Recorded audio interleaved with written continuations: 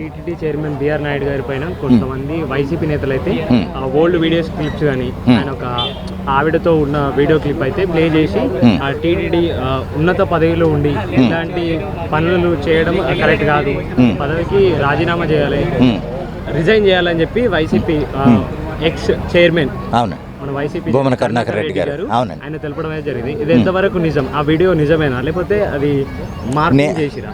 నేను నిజమని నమ్మట్లేదండి, ఎందుకంటే అది పచ్చి అబద్ధం. ఎలాగంటున్నానంటే నిన్న మన ఆర్పి ఉన్నాడు కదా, కిరాక్ ఆర్పి, అతను తెలుగుదేశం తరఫున మంచి సపోర్టివ్గా ఉన్నాడు. ఆయన చెప్పిన ప్రకారం అదే వీడియోని ఏఐతో అంటే ఏ జనరేషన్ ఇది ఒరిజినల్ వీడియోనా కాదా అని అడిగితే కనుక అది డీప్ ఫేక్ వీడియో, పూర్తిగా మార్పుడని చెప్పింది, ఏఐనే చెప్పింది. అంటే వాళ్ళకి ఎందుకు దానికి ఉన్న లిమిటేషన్ ప్రకారం చెప్తుంది కదా. ఆ విధంగా ఏంటంటే ఏదైనానండి, పోనీ అక్కడ ఆయన అశ్లీలంగా అయితే ఏం ప్రవర్తించలే, ఒక అమ్మాయిని కౌగిలించుకుని మనం సర్వసాధారణంగా చాలామందితో మనకు పరిచయాలు ఉంటాయి, అది ప్రేమతో తీసుకున్నామన్న ఉద్దేశంతో అనుకోవచ్చు. కానీ ఏదో ఒకటి ఇలా పబ్లిక్లో చేసి చూసే వీడు ఎంత చెడ్డ పని చేస్తున్నాడు అని తప్పుగా చెప్పడం అయితే అది కరెక్ట్ కాదు. వాళ్ళు అటువంటిది ఒక భూమన కరుణాకర్ రెడ్డి అనే అతను అంత నీచుడు. అంటే నీచుడని ఎందుకంటున్నానంటే ఇక్కడ ఇప్పుడు అతను ఒక క్రైస్తవుడు, భూమన కరుణాకర్ రెడ్డి అది అడావిడికి ఏదో బొట్టు పెట్టేస్తాడు, కానీ అంత సన్నాసి ఇంకెక్కడ మనం చూడమండి. ఎందుకంటే అటువంటి వాడిని ఒక పవిత్రమైన తిరుమల తిరుపతి దేవస్థానానికి చైర్మన్గా పెట్టడమే జగన్మోహన్ రెడ్డి గారు ఎంత దిగజార్చి చేశారు. టీటీడీని అనేది ఈ మధ్య కల్తీనవి కానీ ఇటువంటి వాటిలో మనం ప్రత్యేకంగా చెప్పనవసరం.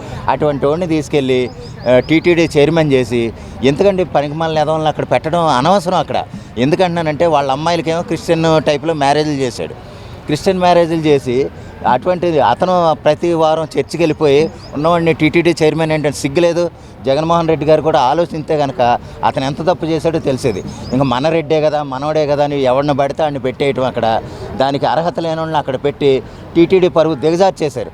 అటువంటిది ఇప్పుడు బిఆర్ నాయుడు గారు ఇంకా ఒకటే అంటే వీళ్ళు ఈ మధ్య పర్టికులర్గా 2 నెలల నుంచి చూస్తే 2 లేదా 3 నెలల నుంచి చూస్తే ఏంటంటే ప్రతిరోజు ఏదో ఒక ఇష్యూని బయటకు లేపుతున్నారు. ఈ 2 నెలల ముందు లేదా 3 నెలల ముందు వరకు కూడా ఆల్మోస్ట్ పడుకున్నారు ప్రతి ఒక్కడు కూడా. వరుసగా ఒక్కొక్కడు రావటం, ఒక్కొక్క టాపిక్ తేవటం, ఒక్కొక్క ఇష్యూ లేవనెత్తడం, రాష్ట్రంలో అలజడులు క్రియేట్ చేయాలన్న ఉద్దేశంతో వాళ్ళు చేయటం అనేది మనం ప్రత్యేకంగా చెప్పనవసరం.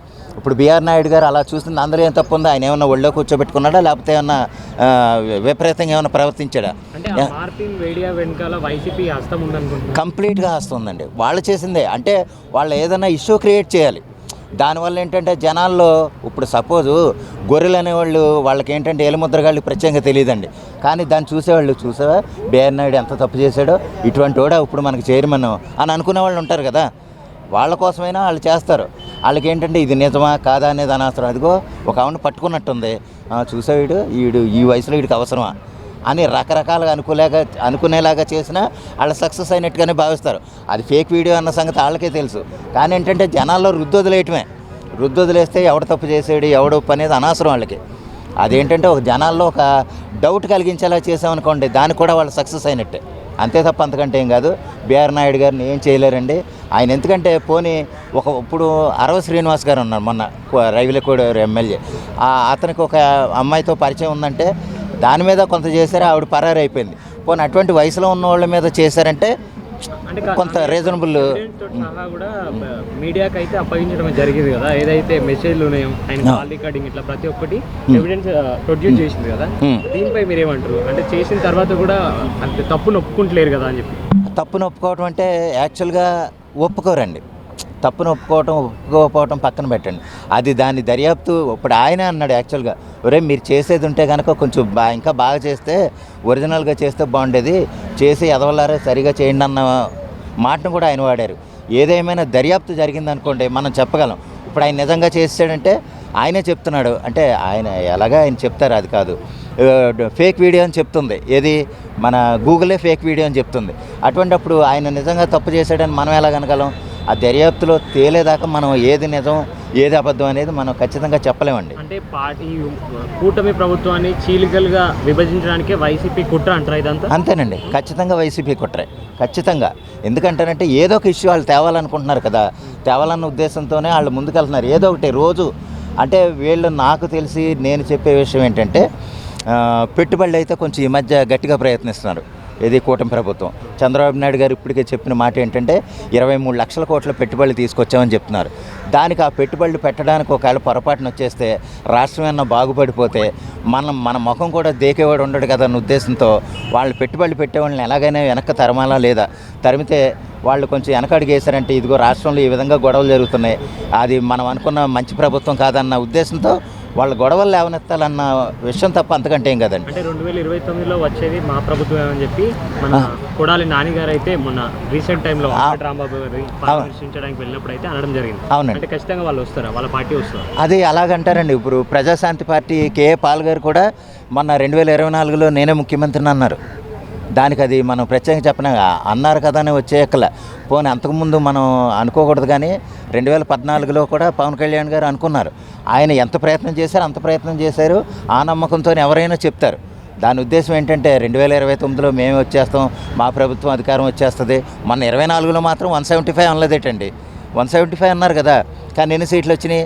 11 వచ్చినాయి. అంటే మినిమం డిపాజిట్లు అది పక్కనట్టండి, కనీసం ప్రతిపక్ష హోదా కూడా లేకుండా పోయారు. అంటే జగన్మోహన్ రెడ్డి గారి పాదయాత్ర స్టార్ట్ అవుతుంది అని చెప్పి రూమర్స్ అయితే వస్తా ఉన్నాయి. అది ఎంతవరకు నిజం? అంటే అలా జరిగితే పార్టీ గ్రౌండ్ నుండి కూడా బలపడుతుందని ఆ ఉద్దేశం ఆ పాదయాత్ర. ఓకే, అంటే పాదయాత్ర చేయటం అంతకుముందు అయితేనండి, ఇప్పుడు పాదయాత్ర చేస్తారు. దీనివల్ల అయితే నేను ఉపయోగం ఉంటుందని నేను అనుకోవట్లే. ఎందుకంటే గతంలో ఆయన 2014లో లేదా 2019కి ముందు పాదయాత్ర చేస్తే ఓదార్పు యాత్ర కింద చేశారు. దానికి కొంత ఫలితం ఉంది. ఆ సమయంలో వాళ్ళ తల్లిగారు చెల్లిగారు కూడా ఉన్నారు. కానీ ఇప్పుడు ఏంటంటే ఆయన కూడా ఎవరూ లేరు. ఇప్పుడు ఒక్క ఛాన్స్ ఇవ్వండి అని అడగటానికి కూడా అవకాశం లేదు. ఒక్క ఛాన్స్ ఇచ్చారు, ఆల్రెడీ దాన్ని దుర్వినియోగం చేసుకున్నారు, ఆ విధంగా వెనకపోయారు. ఇప్పుడు ఏంటంటే మళ్ళీ ఒక్క ఛాన్స్ అంటే కనుక జనాలు నవ్వుతారు తప్ప అంతకంటే ఏం కాదు. ఇప్పుడు ఆ విషయంలో మళ్ళీ ఇప్పుడు అదే పాదయాత్ర చేసి అంతకుముందు నేను మళ్ళీ బీభత్సంగా 151 సీట్లు వచ్చేసినాయి కదా, ఇప్పుడు కూడా 185 సీట్లు వచ్చేస్తాయని ఏమన్నా కళ్ళగంటారేమో. ఇదివరకు ఉన్న పరిస్థితి అయితే ఇప్పుడు లేదు. ఆల్రెడీ చూశారు, ఒక్క ఛాన్స్ అన్నది నీకు ఇచ్చిన అవకాశాన్ని చూశారు, దాన్ని దుర్వినియోగం చేసుకుని ప్రజలతో అనిపించుకోవటం చేత్కారం పొంది 151 నుంచి 11 సీట్లకు వచ్చేసారు. ఆ ఛాన్స్ని మళ్ళీ ఇప్పుడు మళ్ళీ నేను పాదయాత్ర చేసేస్తే మళ్ళీ నేను వచ్చేస్తాను అనుకోవటం అయితే కల కిందే నేను భావిస్తున్నాను. వచ్చే అవకాశం లేదండి. Thank you sir.